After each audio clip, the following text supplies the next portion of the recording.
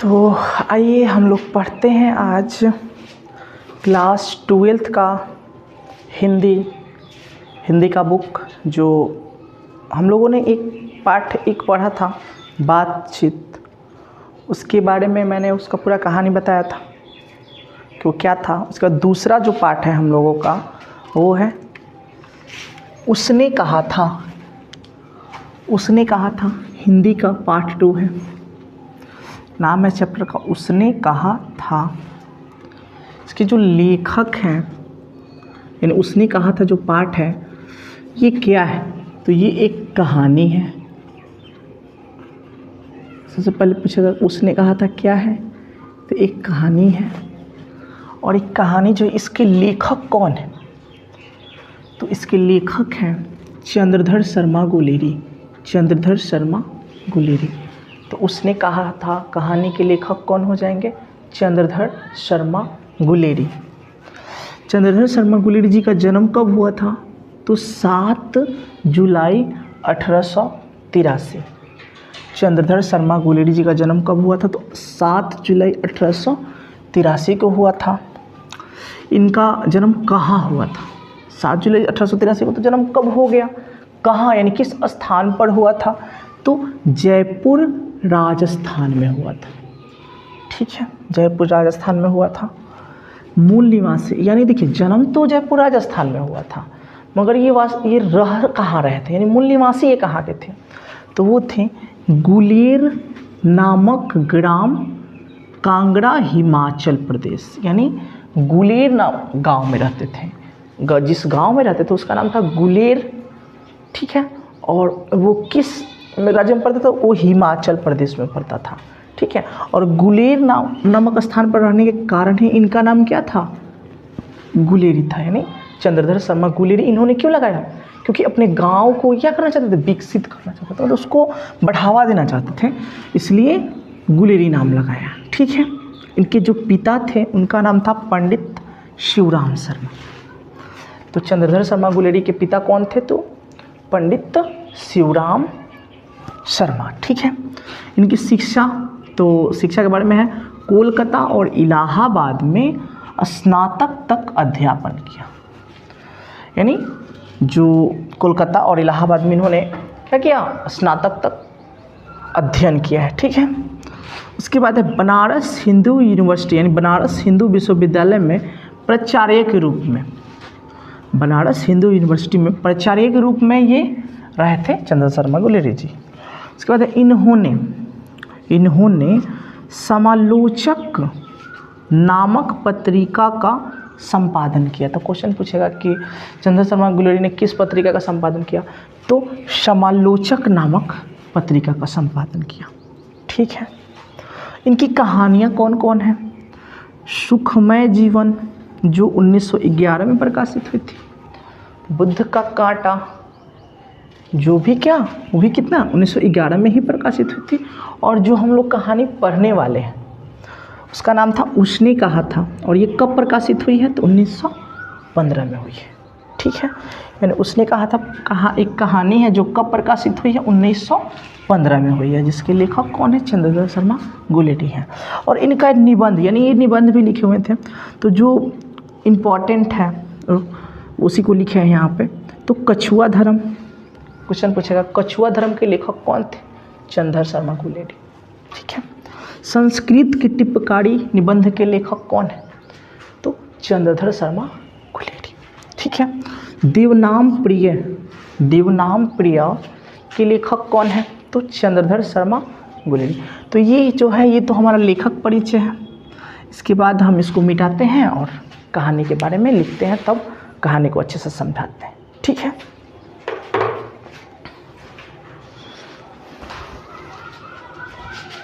लेखक परिचय तो हम लोग पढ़ लिए, अब कहानी पढ़ते हैं कि कहानी में क्या है।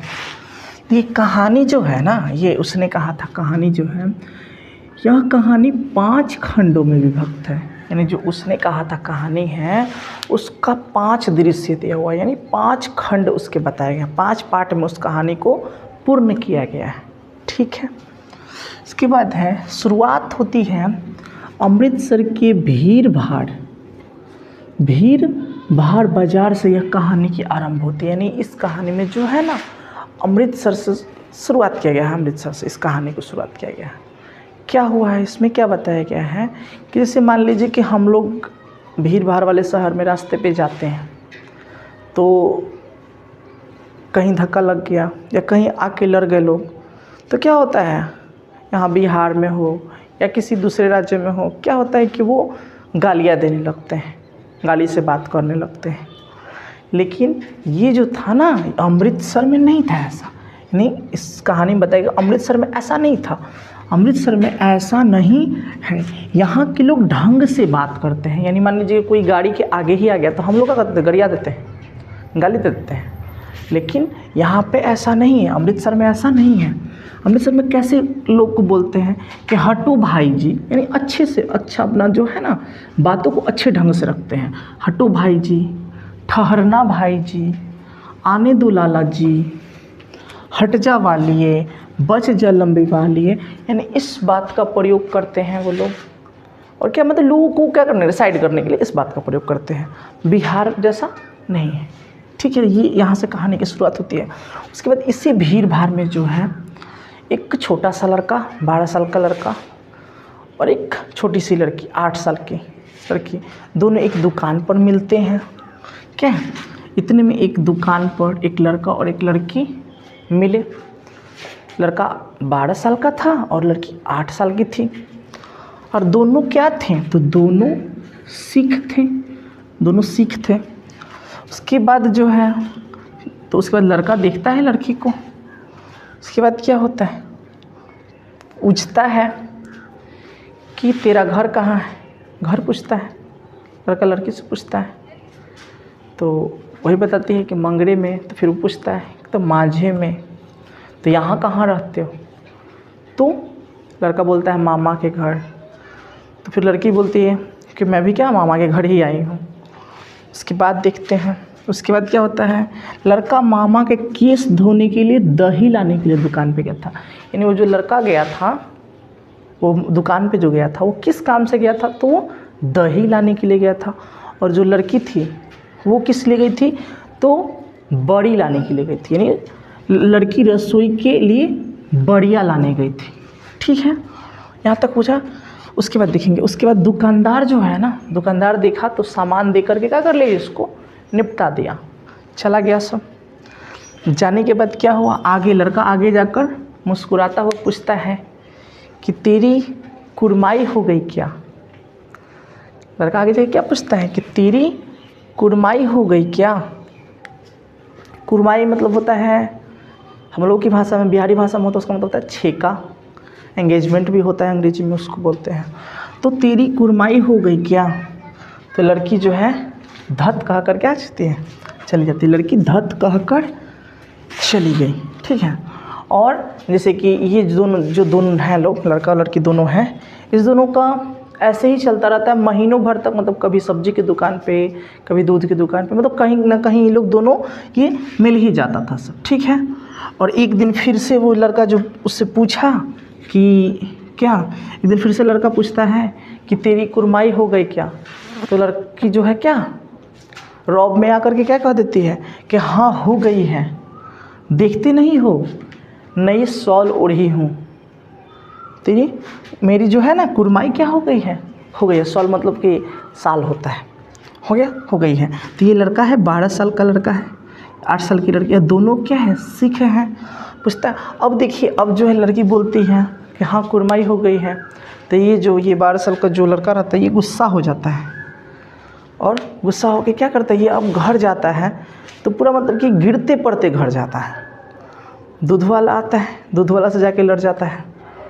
सब्जी, एक ठेला वाला आता है सब्जी लेकर के, उसके ठेला की सब्जी गिरा देता है। फिर उसके बाद क्या होता है कि आगे एक महिला जो है वो आती रहती है, वो पूजा करने के लिए जाती है, तो उससे जाके लड़ जाता है। तो वो बोलती है क्यों बे, दिखता नहीं है, अंधा है क्या। ऐसे मतलब गिरते पड़ते जो है वो क्या होता है, ये लड़का घर जाता है। यानी ये जो है ये पहले पाठ यानी पहले खंड की कहानी है। इस कहानी में जो है 5 खंड को बताया गया है।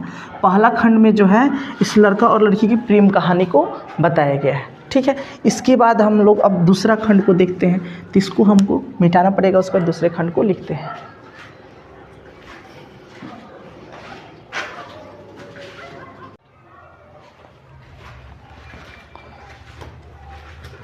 तो उसके बाद क्या होता है, हम लोग पढ़े हैं कि हम लोग ने क्या पढ़ा है कि क्या जब वो 12 साल का लड़का रहता है और 8 साल की लड़की रहती है, अमृतसर में मिलता है लोग, और उसके बाद क्या होता है, वो उससे पूछता है कि क्या पूछता है, तेरी कुरमाई हो गई है क्या। उसके बाद वो क्या हाँ कह देती है, तो गुस्सा में क्या होता है, लड़का घर चलाता है। उसके बाद क्या होता है ना, वही लड़का ना 25 वर्ष बाद, यानी अब ये पार्ट 2 यानी दूसरा पार्ट की कहानी है, यानी 5 खंड दिया गया है ना। तो पहला खंड तो था कि उसका प्रेम कहानी के बारे में बताया गया था। दूसरा खंड में वही लड़का के बारे में बताया गया। वही लड़का 25 वर्षों बाद क्या बना है, 77वीं सिख राइफल का एक जमादार बन गया, जिसका नाम लहना सिंह था। ठीक है, तो वो लड़का जो है क्या बन गया, जमादार बन गया। आर्मी का एक पद होता है जमादार, तो उसमें 77वीं सिख राइफल का में वो जमादार के पद पर बन गया। उसका नाम क्या था वो लड़का का, लहना सिंह। ठीक है, अब देखिए लहना सिंह हो गया ये। अब लहना सिंह जो है, अब ये क्या है, एक तरह का जमादार बन गया है। तो इसमें प्रथम यानी इस पार्ट में क्या, प्रथम विश्व युद्ध के समय जो घटनाएं हुई हैं ना, जैसे भारत उस समय क्या था, भारत गुलाम था। तो भारत जो है इंग्लैंड की तरफ से लड़ता था, इंग्लैंड की तरफ से भाग लिया था युद्ध में, प्रथम विश्व युद्ध में, जो 1914 से 1918 तक हुआ था। तो उसमें जो है ना, तो इसमें क्या हुआ, प्रथम विश्व युद्ध के अंतर्गत घटनाओं का क्या किया गया, वर्णन किया गया है।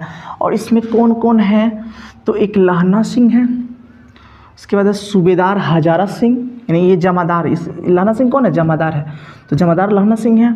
उसके बाद उसके बाद तो सूबेदार हजारा सिंह है, फिर हजारा सिंह का बेटा बोधा सिंह, और इसका उस पलटन का एक विदूषक रहता है, यानी मजाक करने वाला, यानी हंसाने वाला जो होता है उसको बोलते हैं विदूषक। तो विदूषक कौन रहता है, वजीरा सिंह। क्वेश्चन पूछता है पलटन का विदूषक कौन था, बोलेंगे वजीरा सिंह था।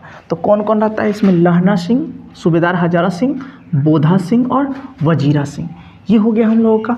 देखिए ये लहना सिंह क्या कहता है, ये अपना मतलब कि उसमें बात करता है, तो रेजिमेंट में बात करता है, तो बात करते हुए कहता है कि सरकार जो है ना, लहना सिंह कहता है कि बेकार में जो है ना, सरकार हम लोगों को यहाँ ला कर रखा है, युद्ध तो हो नहीं रहा है, और बेकार में इतना ठंड में सरकार हम लोग को क्या कर दिया है, ला के यहाँ पे बैठा दिया, पता ना युद्ध कब होगा। कि इस पर एक डायलॉग मारता है, और लहना सिंह डायलॉग मारते हैं, क्या डायलॉग मारते हैं कि बिन फेरों घोड़ा बिगड़ता है, बिन फेरों के घोड़ा बिगड़ता है, और बिना लड़े सिपाही। ये किन्होंने बोला है, तो ये लहना सिंह ने बोला है। क्या बोला कि बिन फेरे घोड़ा बिगड़ता है और बिन लड़े सिपाही बिगड़ता है। तो इस पर जो है कौन, सूबेदार हजारा सिंह, तो हजारा सिंह बोलते हैं कि नहीं, ये हम लोगों की बात थोड़ी है कि युद्ध होगा कब नहीं, युद्ध तो वो बड़े अफसरों की बात होती है, बड़े अफसर जब चाहेंगे तब हम लोग को भेजेंगे, हम लोग को अभी यहाँ पर क्या करना है, यहीं पे रहना है। तो फिर इसी में बातचीत करता है ऐसा, तो कहता है अच्छा कितना दिन तक रहना है, कुछ दिन काटना है यहाँ, उसके बाद फिर 7 दिन में क्या हो जाए, छुट्टी 7 दिनों की मिल ही जाएगी, तो फिर हम लोग चले जाएंगे।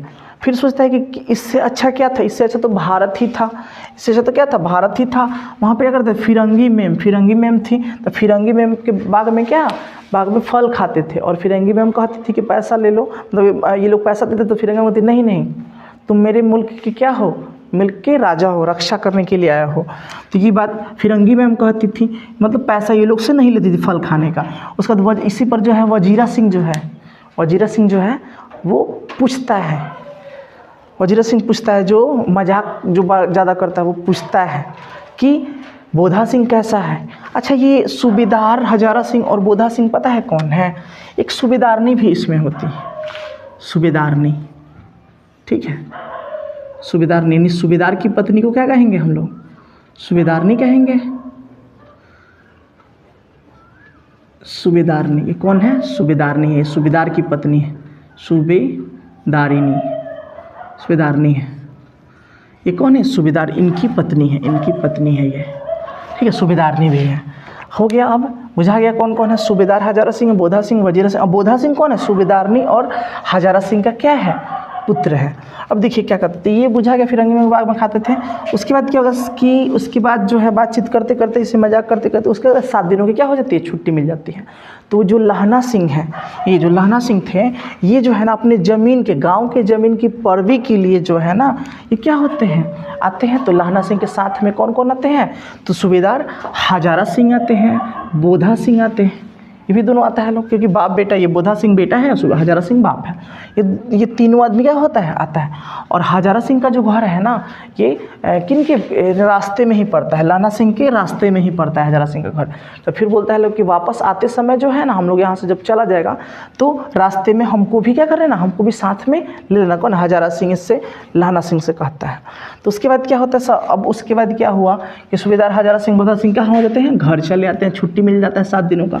फिर उसके बाद जो है ना, कुछ ही दिन बाद जो है, 1-2 दिन बाद ही क्या होती है, रेजिमेंट से फ़ोन आता है कि युद्ध छिड़ गया है, जितने भी सैनिक हैं वो क्या, युद्ध छिड़ गया है, जितने भी सैनिक हैं वो क्या, अब वापस, आपको क्या वापस आना पड़ेगा, कि जो जर्मनी से युद्ध करना है, तो जर्मनी से युद्ध करने के लिए वापस आपको आना पड़ेगा। तो अब क्या, अब लहना सिंह के रास्ते में ही सूबेदार हजारा सिंह का घर पड़ता था। तो ये गए, तो गाड़ी से गए उनके घर, और इन दोनों को, तो ये उनके घर गए, तो बातचीत हुआ, किससे, सूबेदार हजारा सिंह से बातचीत हुआ। तो सूबेदार ने कहा ना कि सूबेदारनी आपको जानती है, सूबेदार ने कहा कि सूबेदारनी आपको जानती है।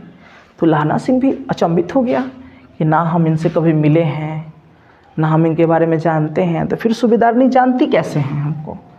ठीक है, हो गया। उसके बाद बोला कि उससे बात कर लीजिए। ठीक है, उसके बाद फिर ये जो है गया बात करने के लिए किसी सूबेदारनी से। तो इन्होंने बोला, सूबेदारनी ने बोला कि तुम मुझे पहचाने नहीं, मैं कौन हूँ। तो लहना सिंह ने बोला कि नहीं, मैं नहीं पहचाना कि आप कौन हो। तो मैं वही हूँ, याद है अमृतसर का गांव, आपने बोला था तेरी कुरमाई हो गई है क्या, मैं वही लड़की हूँ जो मैंने धत कह के चल दिया था। तो उसमें क्या होता है, लहना सिंह थोड़ा मोड़ा सैड हो जाता है, उदास हो जाता है। और उसके बाद ये सूबेदारनी क्या कहती है, सूबेदारनी कहती है कि मेरे जो है ना 4 और पुत्र थे, बोधा सिंह जो है ना, ये मेरा 5वां पुत्र है। 4 और पुत्र थे, और चारों क्या थे, सेना में ही थे, और वो चारों क्या हो गए, मारे गए। तो तुम जो है ना, तुमसे तो मेरी शादी नहीं हो पाई। सूबेदारनी बोलती है, किससे, लहना सिंह से बोलती है कि तुमसे तो मेरी शादी नहीं हो पाई, लेकिन आप जो है ना, मतलब तुम जो है मेरे पति यानी सूबेदार हजारा सिंह का और बोधा सिंह का क्या करना, तुम रक्षा करना। ठीक है, ये बात किससे कहती है, सूबेदारनी कहती है, किससे, लहना सिंह से कहती है। ठीक है, उसके बाद अब क्या हुआ, अब चला गया लोग, यानी युद्ध छिड़ गया था। तो उसके बाद क्या हो जाएगा, अब ये चला जाएगा सब। अब देखते हैं इसके बाद वाला, यानी 2 हो गया, खंड 2 खत्म हो, खंड 3 को लिखते हैं इसको मिटा करके, तो आगे पढ़ते हैं।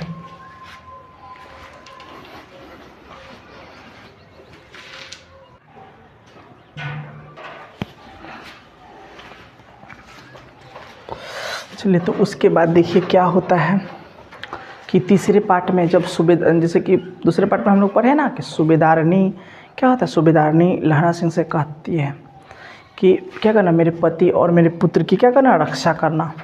ठीक है, उसके बाद देखते हैं तीसरे पार्ट में जब ये लोग जाते हैं, कहाँ जाते हैं, जब बुलावा आ जाता है, युद्ध छिड़ जाता है, तो ये लोग चले जाते हैं युद्ध पे। तो उस समय बोधा सिंह की क्या हो जाती है, बोधा सिंह की तबीयत ख़राब हो जाती है। तो बोधा सिंह की तबीयत ख़राब हो जाती है, तो बोधा सिंह का देखभाल बहुत अच्छे से देखभाल कौन, लहना सिंह करते हैं। क्यों, क्योंकि समझ लीजिए कि ये क्या थे, इनकी प्रेमिका के बोधा सिंह क्या थे, बेटा थे। लहना सिंह की प्रेमिका के बोधा सिंह क्या थे, बेटा थे, इसलिए बहुत ज़्यादा ख्याल रखते थे लहना सिंह। लहना सिंह क्या करते हैं, अपना जैकेट दे देते हैं, और बोधा सिंह फिर कहते हैं कि आपके पास तो जैकेट नहीं है। तो ये बोलते हैं कि नहीं मेरे पास और है। तो फिर वो बोधा सिंह कहते हैं कि झूठ क्यों बोल रहे हैं, आपके पास तो नहीं है। ठीक है, ऐसा मतलब बातचीत करते हैं लोग। उसके बाद है इतने में थोड़ा देर में क्या होता है कि नकली जो लप्टन साहब है, उसका जो वो होता है ना मेन, एनफील्ड का मेन, वो आते हैं, यानी लप्टन साहब आ जाता है, नकली रहता है वो, और वो सूबेदार से क्या कहता है कि 15 जवानों को खंदक में भेजो, 15 जवानों को खंदक में भेजो। वहाँ जो है ना दुश्मनों ने चारों ओर से घेर लिया है, वहाँ दुश्मनों ने चारों ओर से घेर लिया है। और ये क्या था, ये लेफ्टिनेंट साहब जो था ना, नकली लेफ्टिनेंट साहब था, ये जर्मनी का था, ठीक है, जर्मनी का था। और ये नकली लेफ्टिनेंट साहब बन के क्या कर आया था और सूबेदार से करा 15 जवानों को, ठीक है। उसके बाद जो है ना बीड़ी निकाल करके ये लेफ्टिनेंट साहब पीने लगा। तो धीरे धीरे जो है ना इसका जो था बाल भी नहीं था। तो ये लहना सिंह है वो देख के पहचान गया कि ये लग रहा है कि ये असली वाला लेफ्टिनेंट साहब नहीं है, क्योंकि उनके साथ 3-4 साल ये गांव में रहा था, उन्हीं के गांव का लेफ्टिनेंट साहब उन्हीं के गांव के थे, वो लहना सिंह के ही गांव का था, दोनों एक ही गांव का था सब, तो उनके साथ रहता। तो अब उसके बाद जो है ना क्या लेफ्टिनेंट साहब बीड़ी पीने लगे, मगर लहना सिंह क्या हुआ, मगर लहना सिंह पहचान गया, लहना सिंह जान गया कि ये जो है ना ये असली वाला लेफ्टिनेंट साहब नहीं है। तो इसलिए इनसे अजीबोगरीब सवाल करने लगा। कौन, लहना सिंह अजीबोगरीब सवाल करने लगे कि जैसे कि क्यों साहब हम हिंदुस्तान कब जाएंगे। तो लेफ्टिनेंट वो जो है ना लेफ्टिनेंट नकली लेफ्टिनेंट कहता है कि चले जाएंगे, युद्ध ख़त्म होगा तो हम लोग चले जाएंगे। उसके बाद क्या होता है, फिर कहता है कि आपको याद है हम लोग के गांव में एक खान साहब अब्दुल्ला था, वो मंदिर में जल चढ़ाने से रह गया था। तो हाँ, यानी गांव के बात करने लगता है, मतलब कुछ बात पूछने लगता है, पता यानी उसको जांचने के लिए जो है ना कुछ बात पूछने लगते हैं लहना सिंह, ठीक है। उसके बाद क्या होता है कि अब तो कह रहा है अच्छा समझ गया कि ये जो है ना ये असली लेफ्टिनेंट नहीं है, ये नकली लेफ्टिनेंट है। तो कुछ ही देर में तले आते हैं, कहता है कि वो वजीरा सिंह कहता है कि लेफ्टिनेंट साहब की वर्दी में कोई और आ गया है, कोई जर्मनी का आ गया है, पता करो। तो कहता है अब क्या करना पड़ेगा। अब तो ये लहना सिंह कहते हैं कि अब क्या करना पड़ेगा, लग रहा है कि अब हम लोग मर जाएंगे, ठीक है। तो उसके बाद जो है कि जैसे कि ऐसे ही क्या जैसे उसके बाद क्या हुआ ना कि उसके बाद वो जो लेफ्टिनेंट था, वो नकली लेफ्टिनेंट था, वो आग के पॉकेट में से बम निकाल के 3-4 बम निकाल के और वो खंदक जो है क्या कर रहा था, वो बम खोस रहे थे, ठीक है।